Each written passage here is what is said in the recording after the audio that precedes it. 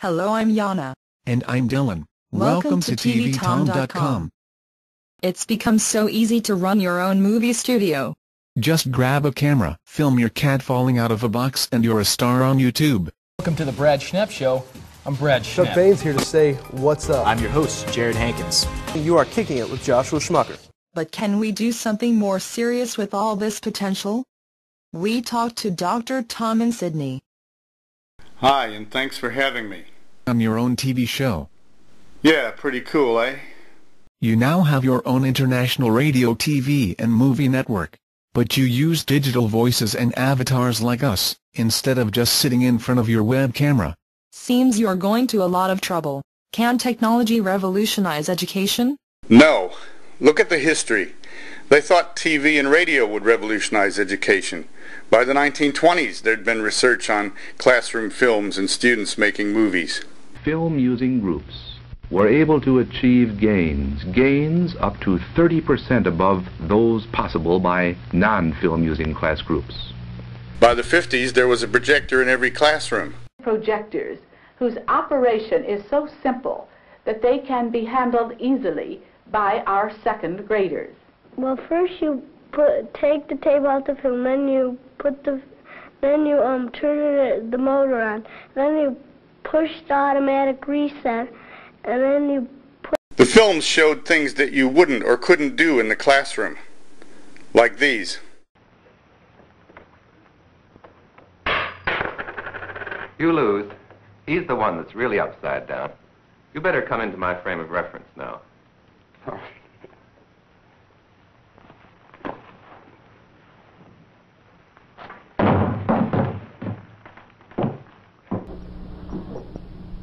Joe is commonly called an electric eel.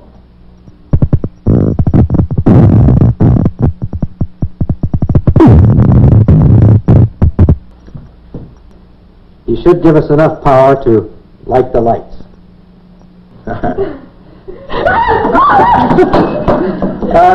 Did all this technology revolutionize education?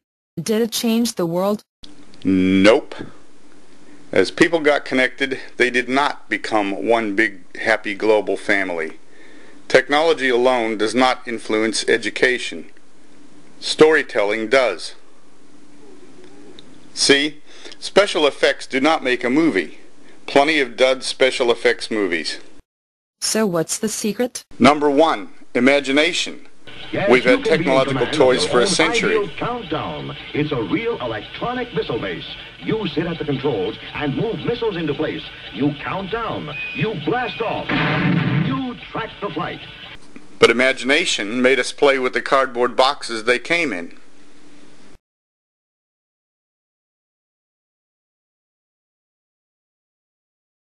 Number two, the story. Early broadcasters were master storytellers. Men, Hicks and his gang have been around this country too long. We're going to clean them out today. All right, boys, let's hit out.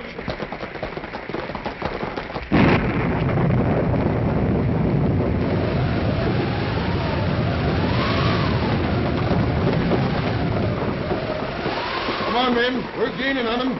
They've seen us, Tom. Right, fellas. They probably have fresh horses at the creek.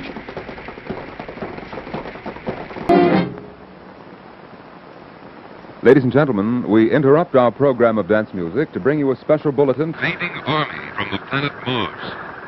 Mars? Bob, turn around. Go back. The Martians have landed in New Jersey with flamethrowers and poison gas. They've killed everyone in Trenton. We've got to get out. The switchboard downstairs is flooded with calls. People who think it's the real McCoy. State police.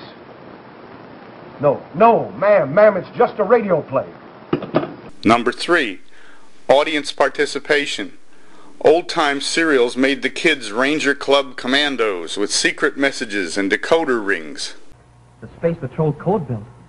Boy, I'll sure be glad when I'm a full-fledged officer in the Space Patrol and I can have one of these. I bet you'd like to have one just like it for yourself, wouldn't you? Well, you know what? You can. Saved my life many times. Look, it's the belt with the secret code wheel. Look, it's the belt that glows in the dark. That's 50 years ago. Are kids wired differently today? Look at Pirates of the Caribbean or Star Wars in today's supermarket. The ancient formula still works. A hero's journey makes the audience feel they're the heroes. Has anyone any suggestions for the motto of our club? But that's the Boy Scouts motto. We must have one of our own. We share the adventure by letting them in on secrets, clues, foreshadowing, building suspense, getting them to care about and identify with characters. Like you two. You don't have to be realistic or even likable. Audience imagination will do the work. So is this the new literacy? Avatars? Kids making movies? No, I hope this TV show has just demonstrated exactly the opposite. The script is the key. Old-fashioned text. You guys are examples. Your voice was written out as text-to-speech. I tested it, edited it, and changed it in minutes. 14K, 655 words. But turning this into a movie took days. You can't beat text for speed and power. I should tell you that before I present the lesson, I read the book. Kids making movies is a huge time waster unless used strategically. Claymation, for example.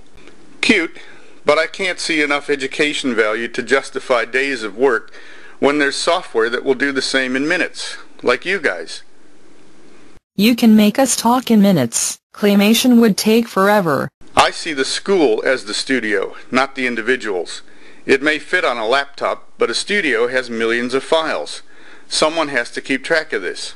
You can't leave this just to the students, because they'll move on. They're supposed to. Someone has to provide continuity. That's why I'd treat it as a club. What, a Video Rangers club? Now, get your pencil and paper ready for our 3-word secret clue to next week's exciting adventure. Write down these numbers. You could do worse. A studio can be like the traditional school play, orchestra, or astronomy club. But these days, your studio network can be a coffee table. The software files are tiny enough to be shared by email. Your club can be global. So a school studio network can be truly international. Yes, MIDI and chord charts are tiny files. So are animation files. Anyone with the same software can recreate my songs, or you guys, and use them to build their own adventure. Educators help people build their own adventure. I suppose we should thank you for appearing on your own TV show. Thank you. That's all for now from TVTom.com.